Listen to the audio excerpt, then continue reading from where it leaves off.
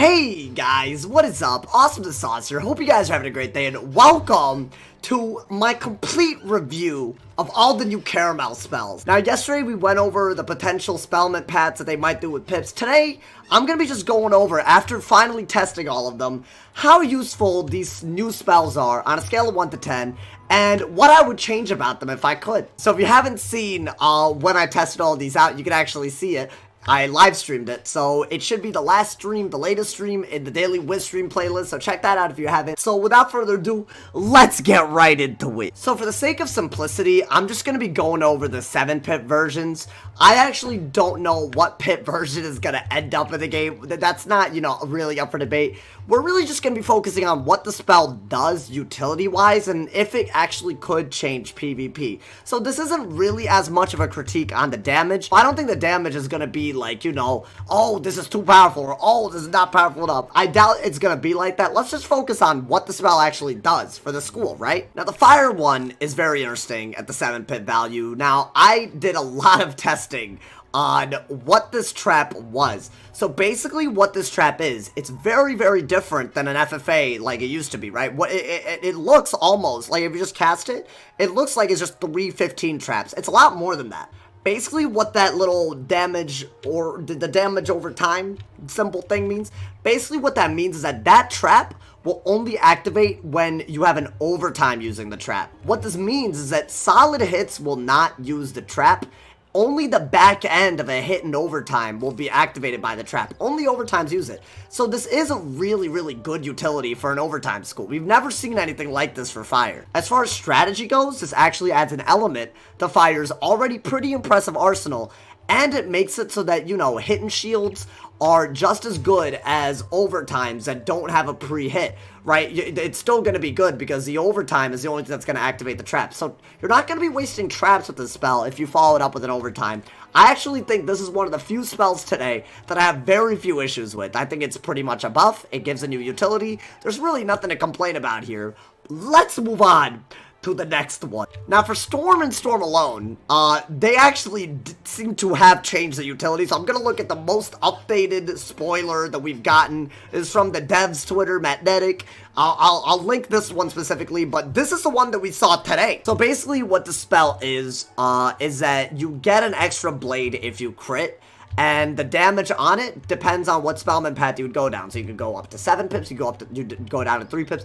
This is different than the original utility. The original utility was for every minion, or I guess person that you killed, you'd get a blade. What this is doing is that it gives you an extra blade if you crit. Now, a 40% blade is actually a pretty big deal. It's actually not the worst thing. That's a sharpened blade that you get for free. And unlike Rusalka, you're not getting a weakness, and you can pip conserve if you have an odd pip version. If you have high shadow pip chance, high crit, this could actually be useful in PvP. This is the first time you could say this about the spell. Of all the ways they put it in a touch roll, this is the first time I can say this could actually be useful. It's a pretty good buff. I think you could combo it with Thunderbird. You could combo it with Storm Beetle. This is actually a good tool for Storm. I'd have to give this a 7 out of 10. The only reason I don't like it as a 1v1er is because it's an AoE, but you know, beggars can't be choosers. It's definitely the best iteration of whatever it's been, you know, like I would prefer this over getting a bunch of blades for every minion I kill. That just doesn't work for me. It might just not make sense to minion against Storm anymore, and that might give them an advantage similar to Death, where you can't really minion against the Death because of Drains, right, and Krulu. So it's a pretty big deal. I like this. I like this. Now, one of the many reasons why it took me so long to make an actual review of this is because I just didn't know what some of these spells did.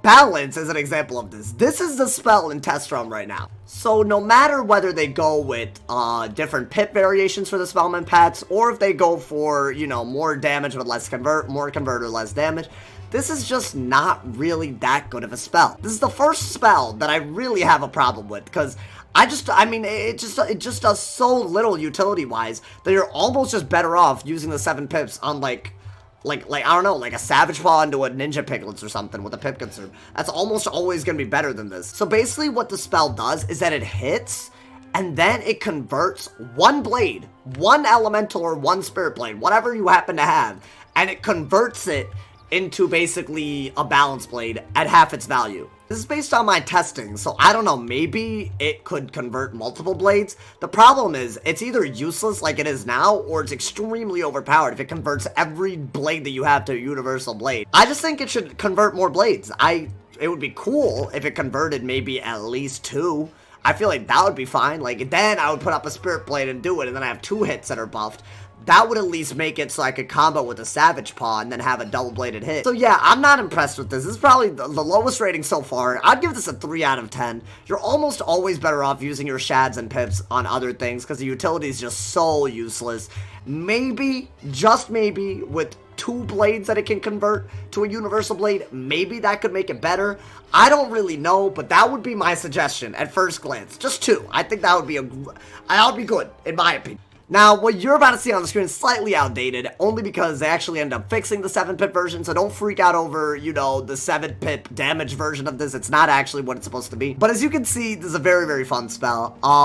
Basically, the idea of it is that it does a lot of damage, and then it taunts your enemy.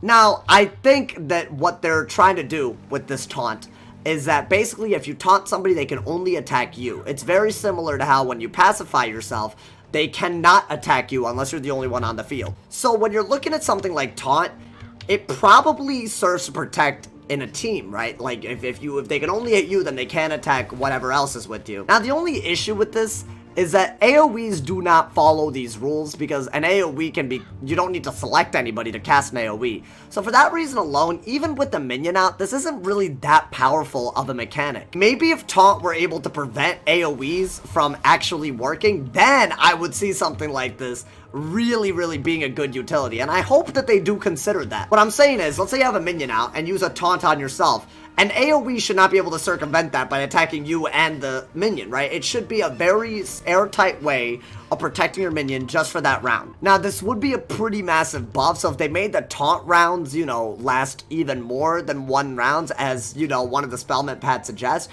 if that becomes a thing, it might have to be capped at 2, because I do think 3 rounds where you cannot attack a minion no matter what is a little bit excessive. It's not that, you know, Ice really needs a utility like this. I just think it would be very interesting to add the minion game to Ice with a utility like that if it could prevent AoEs. So that's my suggestion. At the current point in time, I probably only really give it a 5 out of 10. When you compare it to an Enchanted Abominable, it only barely does a little bit more than that, and you're using 2 more pips and you miss out on a shield. Abominable is still the better shadow spell. So as far as life spell, it's not really that much of a game changer, very similar to Ice, because the utility that you have is completely reliant on having a minion. So we tested out this pacify, this pacify utility, I guess you could call it, and it only works if you have a minion out. So if someone pacifies themselves, I can still hit them, even if they're pacified, unless there's a minion out. Now, when there is a minion out, then you can't. There's very few scenarios where this is actually gonna, like, matter.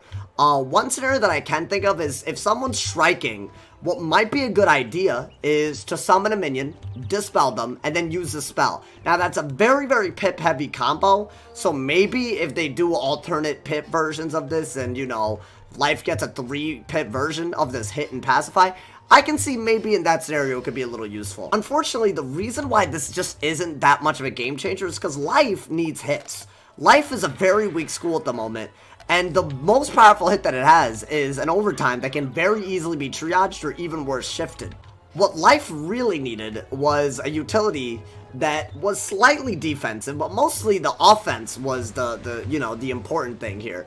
I would have loved a hit and a guiding light for Shad so that I could actually just do a lot of damage and maybe heal after it. I feel like that would have been a better direction, personally. I just don't think that minions have ever been a huge part of what Life is, so I just don't understand the whole pacified thing. Again, in PvE, I get it. As a healer, you don't want to get hit. Totally understand. It's just as a hit, it just doesn't make that much sense to me. I give this a 4 out of 10. You know, it's not as bad as Mockenspiel. It's just not, it doesn't do much. It just doesn't do much. Now, Death. Death got a really, really crazy update this time around, and I really like this one. I think this one is on par with, you know, the Storm and the Fire ones. It's like a very, very school-oriented, spell that's gonna help out Death. Basically, what this spell does is that it shifts a weakness that's on you, and then it hits. So this is the first time that Death has had a weakness counter, believe it or not. As a blade stacking school, this is very important for Death. Let's say you blade up and then you get minus 90 from a pet card, for example, or a king art. This is very important. Now, the only reason I'm not just giving this a straight up 10 out of 10, it's an AoE. And I think there's a huge wasted opportunity. I genuinely just don't think that Death needs an AoE here. I just don't. Winged Sorrow takes a huge damage hit because the weakness is a plague. So the reason being, like a normal minus 20 weakness would probably lower the pip cost of this whole thing by like 1, right? It would account for 1 pip of its total value. But a minus 20 plague, as you can see, right, from the spells that we have on our Death Wizards, it counts for a whole extra pip. A regular weakness is only 0 pips. It basically accounts for an extra pip of damage. So Winged Sorrow, basically what I'm trying to say is, as a single hit, as a powerful single hit, is just not that powerful. I wish that Death had gotten a powerful utility on a single hit instead of an AoE. It would have been much better if it got like a 200 to 300 damage boost with the shift. It would still do less than Winged Sorrow, but because of the whole shifting weakness thing, it would be an amazing, powerful addition to Death. I'm still giving this an 8 out of 10. You know, dude, like, at the end of the day, you're a blade stacking school in 1v1. Sometimes you don't want to poison when there's a weakness on you. Now, weaknesses aren't a be-all, end-all, especially powerful ones. And finally, this is, from a PvP perspective, definitely the clearest 1 out of 10. It's the Myth spell. This one, I don't even know what I don't get this one. I'll be honest. This is the one that I just don't get. So I tested out this Confuse ability, right? And all it does is that for a chance, it can hit for a very weak hit, but for the powerful ability of confusing you. Even when I was in Shrike, it really didn't affect things because when I bladed and I was confused, it just went on me. So here's the thing. If you click a spell and you're confused, it basically increases the odds that it's either going to go on you or your opponent. That's what I understand out of this ability so far. So at the end of the day, it's not like you're forced to hit yourself. It's not that powerful of an ability. It shouldn't be that powerful. It's just from a PvP perspective, compared to a mob, it's very easy to just outsmart this whole confused tactic. Add on to the fact that it's only a chance that you get confused, and this is just not a reliable spell. I don't even have a suggestion for how to change it. It's an AoE, which is already bad for 1v1, and the ability is just not good for 1v1. Maybe this is just an L that Myth has to take at this point. I feel like they've gotten so many good shadow spells that, you know, sometimes you just gotta take an L every now and then. It's a cool ability. I guess it could have very small levels of utility at the very end of a game if someone's just out of options. Maybe very late game, if someone's in Strike, you could use it and they don't have enough options left in their deck to counter it. That's the only scenario where this could be useful.